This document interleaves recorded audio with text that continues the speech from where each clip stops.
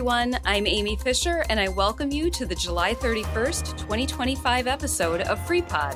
Hi, Amy. I'm Matt Mullen, and now let's see what's going on. West Stephenson Street is now closed from Greenfield Drive to Sunset Avenue for necessary water and road infrastructure work. Other sections of Stephenson Street from Kiwanis Drive and to Harlem Avenue will be closed in areas to semi-trucks, but will remain open to local traffic. As part of another project, Greenfield Drive is now closed to all traffic from Stephenson Street to Laurel Street. Construction areas are reopened at the end of each day for residents in these areas. Delays may occur, and it may sometimes take a little bit longer to maneuver around the closed spots. Signage gives crews the proper space and safety to work, and ignoring them can be a danger to all who are concerned. Please follow city news outlets for updates and find detours when possible. The city has received a reimbursable Brownfield grant award of nearly $1.7 million to demolish 17 and 19 West Main Street in downtown Freeport. This location was formerly a sanitary cleaners business and has been tested and confirmed for contamination that needs to be cleaned up as part of the process. Both downtown structures have debilitating roof and water issues that make them unrepairable. This project involves protecting the two adjoining commercial buildings, removing asbestos, demolishing the entire site, arranging proper waste disposal to an approved facility, installing structural support, and undertaking any necessary basic ground and building restoration at the location. With school starting on Thursday, August 21st, parents are reminded to officially register all children, including returning students, online at the website for the Freeport School District, 145 as soon as possible. The website is fsd.145, and a link is included in the print version of this episode. Kindergarten students must be 5 years old on or before September 1st of 2025, and proof of residency in Freeport School District is required for all new students. Pickup day for Freeport High School is scheduled for Wednesday, August 6th and Monday, August 11th from 8 to 6 p.m. School fees can be paid and required forms can be turned in at this time, including sports physicals, 9th grade physicals, and 12th grade immunization forms. Contact the Enrollment and Transportation Office at 815-232-0580 with any questions or visit the district website at www.fsd145.org. Related to the start of school, here's a reminder that the Stephenson County Health Department is offering free back-to-school physicals on Tuesday, August 19th. While walk-ins are welcome, appointments are highly recommended. Contact Ashley McKinney for more information and to schedule at 815-541-0996 or 815-599-8430 or by email at amckinney, that's AMCKINNEY, at StephensonCountyIL.gov. Highland Community College's Lifelong Learning Program is back with a new season of classes and experiences designed to educate, inspire, and delight. This semester brings a fresh mix of creative workshops, history deep dives, and tech tips with classes to appeal to every interest. Registration for the fall semester opens Monday, August 4th. Visit the Highland website at highland.edu for more information. The Stephenson County Farm Bureau is planning a trip to Schlachter Farm Flowers on Tuesday, August 12th at 6 p.m. Besides touring the farm, participants will have the opportunity to make their own bouquets. Anyone interested in creating a bouquet should bring a vase. The cost to attend this trip to the farm, which is located at 13287 West Greenbush Road in Lena, is $10 for Farm Bureau members and $15 for non-members. Pre-registration is required. To register or for more information, call the Farm Bureau office at 815-232-3186. As part of the Music Under the Stars Summer Musical Performance Series, the Freeport Chorale Society presents their Summer Pops concert this Sunday, August 3rd, 7 p.m. at the Koning Amphitheater at Crape Park. The performance will be directed by Gwen French and Steve McMillan. There's no admission charge, although free will offerings are welcome. In case of rain, the concert will be relocated to St. John's United Church of Christ at 1010 South Park Boulevard. The Greater Freeport Partnership and the Museums of Stephenson County are hosting a Passport to the Past self-guided tour of the county's museums and the Stephenson County Genealogical Society located at the Freeport Public Library through Labor Day weekend. FreePod host Becky Connors caught up with Sharon Welton, Executive Director of the Stephenson County Historical Society, for more about this fun and informative season-long tour. Welcome to this Timbuktu FreePod interview focusing on the people and places that make Freeport even better. Hi, I'm Becky Connors, and today I'm here at the Stephenson County Historical Society with Executive Director Sharon Welton. Hello. Hi. And we are upstairs in the storeroom of the carriage house at the Stephenson County Historical Society, which is kind of fun for me. I've never been up here before. Oh, well, welcome. Yeah, I see all sorts of interesting things on the shelves. So today we are here to talk about a really exciting program that I love to hear about called the Stephenson County Museum Passport Tour. And I know it includes 10 museums in Stephenson County. And I know back in the 90s when I was at the Freeport Art Museum, we had a similar thing, but on a smaller scale. I think there were only 3 or 4 museums participating. So why don't you tell us, please, about the Stephenson County Museum Passport Tour? All right. Well, this was conceived originally, by a group that met with the Cedarville Historical Society. And they were trying to come up with some ideas to get more people out and about to the museums because we have so many great museums in the county. And they came up with the idea of creating a passport where you could travel around the county and visit the various museums and get a little stamp on your passport every time you visited one of the museums. And so now we have a printed passport. And would you like to know which museum? Please do. Okay. Get this. Who out there can name all 10 museums in the 10 historical museums in the Stephenson County? I certainly couldn't, and I haven't been to them all. So I think this is really exciting. Go ahead. Okay. Well, there's one that's not quite a museum that's tucked in there, and that's the Stephenson County Genealogical Society, which is based at the local history room in the library. So, but the actual museums are the Cedarville Area Historical Museum, and that's in Cedarville. German Valley Historical Museum, the Lena Area Historical Museum, McConnell Area Historical Museum, Rock Run Country Historical Society, which I have been to. Actually, I helped set up an exhibit there in the Rock City, former United Methodist Church. And that's a relatively new. It is. Well, actually, they just had a different location in Rock City in a little shop kind of across the main street of it there. But ever since the Rock City Community Center started by my friend Carol Tilkemeyer Kane, it's been in the former church in Rock City. And then we have the Silver Creek Museum, and that also has the train. Mm-hmm.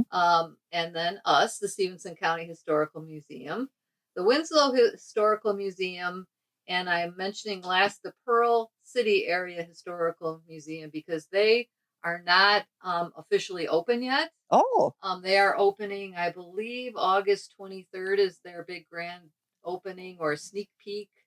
How fun. Yes, and that's by ticket, but they hope to be open on a regular schedule soon. Okay. But they are working really hard. They've built a new building and are putting together an entirely new museum. So those are the museums. Well, good luck to them. That's exciting that there's going to a whole brand new one. And in this passport, this brochure that you have, it includes the addresses, the hours, the phone numbers, all those things for all of these museums. Yes, it does. And you can get your passport at any of the museums. And then if you complete them all at the museum, at your last museum, you can fill out a little thing with your name and address. And we are going to pick out 2 winners for gift baskets that include an assortment of fun things put together from all the museums. And so that's like a little prize at the end. At each museum, you'll get a postcard. We have a postcard souvenir. And I know I want those postcards. Just telling me that I can get a free postcard at each of those museums makes me want to go get those free postcards. Exactly. Yes. Yeah. How fun. And this goes until Labor Day. Is that correct? As far as I understand, yes. All right. Yeah, I saw Memorial Day to Labor Day. So May 26th it started and it goes till September 1st. So that means everybody needs to get to those 10 museums by September 1st, or what's the scoop? That's how I'm understanding it. So, Okay. yes. All right. I don't know if there's going to be any extension on that or not, but since Pearl City is just opening, Yeah, that's a but- tight timeline for them. Yeah. Yes, it is. So right now we're hoping it to be a summer thing and to be completed at the end of the summer. But there might be an extension There might of that be. deadline Yes, we'll to see. get those 10 done. All I've right. talked to a couple of different museums who had that same question. Okay. So we'll have to work on that. All right. Yeah, because some of them do have pretty limited hours, open Yes, just a couple days a week, or and I would recommend to people to check that. Sure. Because the Stephenson County Historical Society, I can say that we're open every Thursday, Friday, Saturday, and Sunday. Thursday and Friday from 11 to 3, and Saturday and Sunday from noon to 4. I know the Alena Area Historical Society is open the first and third Saturdays of each month from 1 to 4. And I believe the Genealogical Society, there's somebody in the local history room most mornings, I think Monday, Wednesday, and Friday. So yes, and this passport does have the hours listed also. and are some of them just by appointment only? I think the Rock City one, for just leaping to the top of my head, I believe that one would be. They say they're open the second and fourth Sundays. Oh, okay. June All through right. August. So I'm wrong. they're all, a lot Right. of them at the end of the summer, at the end of August, close up for the winter. Oh, okay. So that But does a mean you lot of- need to get to them before Labor Day then. Many museums, I know the Lena Museum will open for special tours, and so there might be some other ones. right. All right. So the moral of the story is call first. Call these museums, the smaller ones first. Stop at our museum because we're open the most. Yes. Pick up one of these, and then you'll have all the hours handy. There you go. And you can get your first stamp and your first free passport too. All right. Well, that's great. Well, I just think this is a wonderful program. Yeah. And I encourage everybody to go out and visit as many of these museums as you can, because they all focus on different things. They have different highlights. And they all have little gems. Yeah. You find that you'll be very surprised. Yeah. Whether it's learning about Jane Addams, first Nobel Prize winning woman in the country. Anyway, so that's wonderful. So, and does the Stephenson County Historical Society have any other events coming up that we should be aware of? Well, our next event is a little bit away. It's in October 25th, I believe. It's a Saturday, and it's our Spirits of Yesteryear. Oh, fun. And you might remember that from many, many years ago. Yeah. We had it was an event that we used to have every year, and it kind of fizzled out, and we stopped having it. And last year we started it up again, and we're going to be doing it every year now. A lot of fun, a lot of spooky things, but family friendly. Good ghost stories, right? Yep. Yeah, good ghost stories. All right, great. Well, thank you so much for joining us on Free Pod. And everybody, go check out those museums. Please do. Thank you, Sharon and Becky. Speaking of flowers, we've been admiring the gorgeous flowers throughout downtown Freeport, and we hope you have been too. We have a big thank you for these colorful additions to our streetscapes. For Craig Deininger and Andy of Deininger Floral Shop on the corner of Main and Chicago downtown. They spend every night going around and watering and maintaining them. Thank you, Craig and Andy, for adding beauty to our world every day. There's still a lot of summer left and a lot of things to do in the Freeport area. As we look at the week ahead, we're looking forward to Lobbin' Robbins performing tonight at 6:30 as part of the Music on Debate Square concert series. The music starts at 6:30 p.m. in Debate Square, located between the Freeport Library and Union Dairy. The shows last about an hour and are free, but donations are accepted and appreciated. Bring a lawn chair and arrive early, as the crowds grew to more than 100 people last year. As we reported earlier, Music on Chicago is back tomorrow night, Friday, August 1st, with a performance by Boogie and the Yo-Yos with DJ Cup. This popular music event will be at the Freeport Art Plaza at the corner of Chicago Avenue and Douglas Street, and gates open at 5:30. A $5 admission includes access to the summer's best party and local food vendors. Bring the family and blankets for the lawn and enjoy. If you're hungry tomorrow or Saturday, the Cub Foods Brat stand this weekend will be run by supporters of Little Cubs Field. They'll be there both Friday and Saturday from 11 a.m. to 5 p.m. to serve up brats, burgers, hot dogs, and ribeye sandwiches. Then next Tuesday, August 5th, remember to stop by and meet the folks at the Freeport Police Department and Freeport Fire Department for an evening of fun, food, and community spirit at National Night Out from 5 to 8 p.m. at the Reed Park Pavilion near the Reed Park baseball fields. Attendees will be able to visit with local police officers, firefighters, and first responders, and can enjoy family-friendly activities, games, giveaways, free food, and more. Next Wednesday, August 6th, it's time for the next movie in the Select Picks Classic Film Series at the Lindo Theater. This month's selection is the epic western The Wild Bunch, starring William Holden, Ernest Borgnine, and Robert Ryan. This 1969 masterpiece ushered in a new era of Hollywood westerns. The film will be shown at 1 and 7 p.m. at regular ticket prices, and moviegoers can stay after both showings for a discussion with classic film series hosts Ed Finch and Alan Wenzel. This year is the 15th year for the film series, hosted by Ed and Alan.